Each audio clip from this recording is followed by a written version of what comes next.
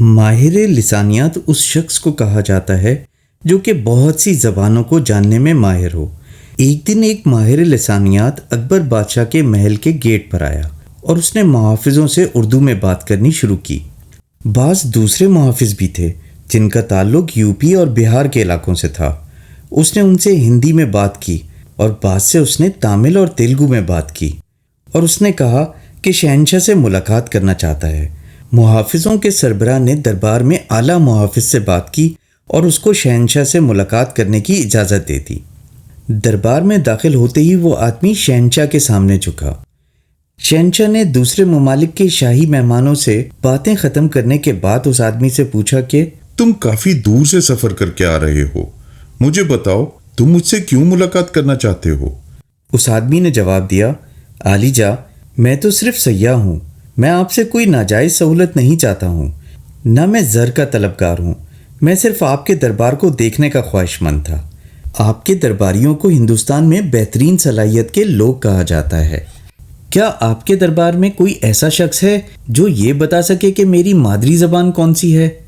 شہنشاہ نے کہا، شاید تم بہت سی زبانوں کے ماہر ہو، مجھے خوشی ہے کہ تمہیں کسی چیز کا لالچ نہیں، مگر کم از کم تم ہماری مہمان نوازی تو قبول کرو۔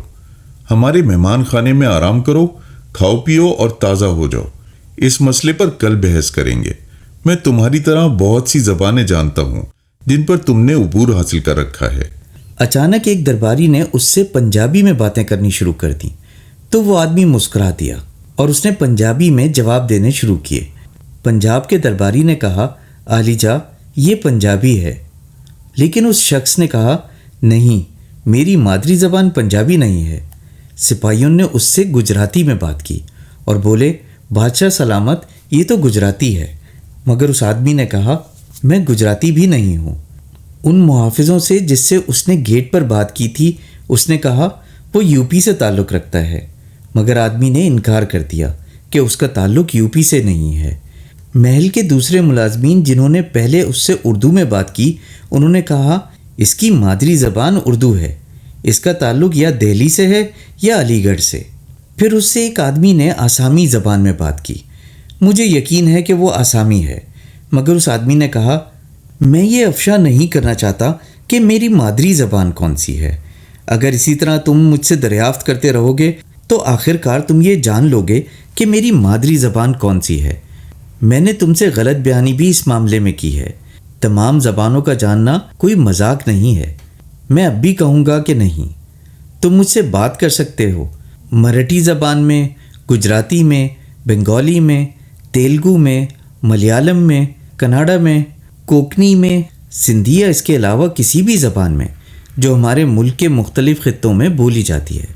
اکبر نے کہا، یہ ہم سب کے لیے ایک چیلنج ہے، اور وہ سب سے چاہتا ہے کہ وہ اس چیلنج کو منظور کریں اور اس کی مادری زبان تلاش کریں اور پھر ثابت بھی کریں کہ واقعی اس کی فلاں زبان مادری زبان ہے۔ اکبر کے خاص وزیر نے کہا، عالی جا، میں اس کا یہ چیلنج قبول کرتا ہوں، مگر اس کو رات کو آرام کی ضرورت بھی ہے، اس لیے اس کو مہمان خانے میں لے جایا جائے تاکہ وہ وہاں آرام کر سکے۔ وہ آدمی بہت خوش تھا کہ اکبر بادشاہ کے دربار میں کسی شخص نے تو اس کا چیلنج قبول کیا۔ آدھی رات کا وقت تھا، وہ آدمی بستر پر آرام کی نیند کر رہا تھا۔ اس کو مزیدار کھانا دیا گیا تھا جس کو اس نے خوب سیر ہو کر کھایا تھا۔ اس کے کمرے میں ایک پرانا لیمپ جل رہا تھا۔ اچانک ایک طویل القامت شخص آیا۔ اس نے اپنے کمبل سے لیمپ کو اوپر سے لے کر نیچے تک ڈھانپ لیا۔ اس نے کمرے میں داخل ہوتے ہی لیمپ کو بجھا دیا۔ یہ بڑی تاریک رات تھی، سوائے آسمان پر کھڑکی سے باہر تاروں کے کچھ نظر نہ آ رہا تھا۔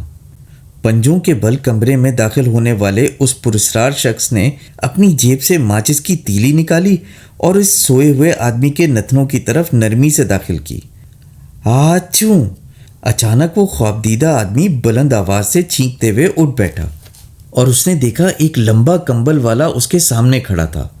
اوئی ماں، مجھے اس بھوت سے بچاؤ! اس سیاح نے بنگالی میں چیخ کر کہا۔ کیا تم بنگالی ہو؟ دراز قد شخصیت نے پوچھا۔ براہ کرم اندر تشریف لائیے، عالی جا، معمہ حل ہو گیا، وزیر نے بادشاہ کو اندر بلاتے ہوئے کہا۔ سیاح کی حیرت کی انتہا نہ رہی، شہنشاہ اور اس کے درباری اور محافظ کمرے میں داخل ہوئے۔ وہ تمام خوش اور مسکراتے دکھائی دے رہے تھے۔ عقلمند وزیر نے سیاح سے کہا، جب آپ کسی چیز سے خوفزدہ یا ڈر جاتے ہیں تو اپنی مادری زبان میں بات کرتے ہیں۔ آپ نے بنگالی میں اپنے خدا سے دعا کی اور اب مجھے یقین ہے کہ تم بنگالی ہو۔